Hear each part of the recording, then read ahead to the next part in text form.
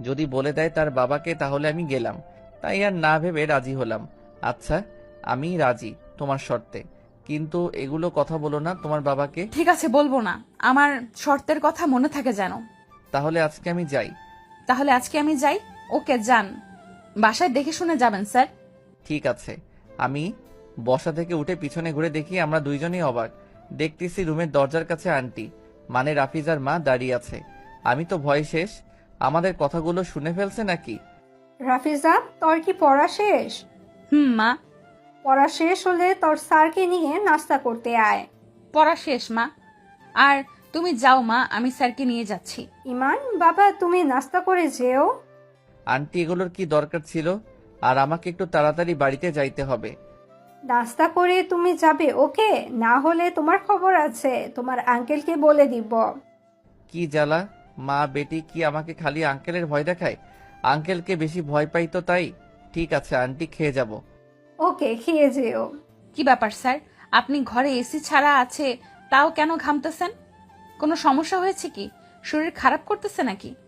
আরে না, আমি তো ভয়ে ঘামতেছি। আমি মনে মনে ভাবছিলাম, আমি মনে করছিলাম আমাদের মাঝে যে কথাগুলো হলো সেগুলো তোমার মা শুনতে পেয়েছে, সেটার ভয়ে ঘামতেছি আমি। যদি শুনে, পরের দিন আর তোমাকে পড়াতে আসতে পারবো না। কেন স্যার? তুমি বুঝবা না। ওকে, থাকো, আমি গেলাম।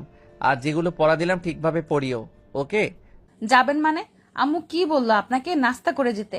না হলে আম্মু আপনাকে, না হলে আম্মু বাবাকে বলে দিবে।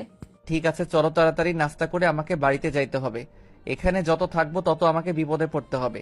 কেন, আপনি কি বিয়ে করেছেন নাকি? আমার জানা মতে তো আপনি বিয়ে করেন নাই। কেন? এখানে বিয়ের কথা কই থেকে আসলো? আর আমি যদি বিয়ে করি তাহলে তোমাকে তো সবার আগে দাওয়াত দিব। আইসা আমাকে দাওয়াত দিতে। আমি তো আপনাকে স্যার বিয়ে করব।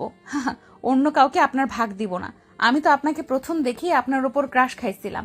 আপনি এখন আমার মন প্রাণ জুড়ে আছেন। আমাকে বাদে যদি অন্য কাউকে বিয়ে করেন তাহলে আপনার খবর করে ছাড়বো। এগুলো কথা মনে মনে ভাবতেছি আর হাসতেছি। কি হলো রাফিজা, একা একাই হাসতেছো কেন? কই হারাই গেলে? কখন থেকে ডাকতেছি, শুনো না কেন? স্যার, এক ডাকে আমার হুঁশ আসলো যে স্যার আমার সামনে দাঁড়িয়ে আছে। জি স্যার।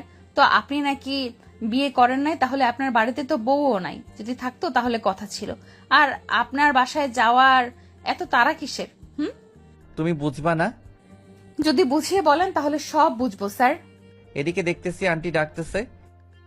এই রাফিজা, তোর স্যারকে নিয়ে আয়। যাচ্ছি মা, একটু দাঁড়াও। একটা অঙ্ক বুঝে নেই, অঙ্কটা বুঝতেছি না। ঠিক আছে, তাড়াতাড়ি নিয়ে আয়, অঙ্কটা বুঝে নিয়ে। কি ব্যাপার, আগে জানতাম তুমি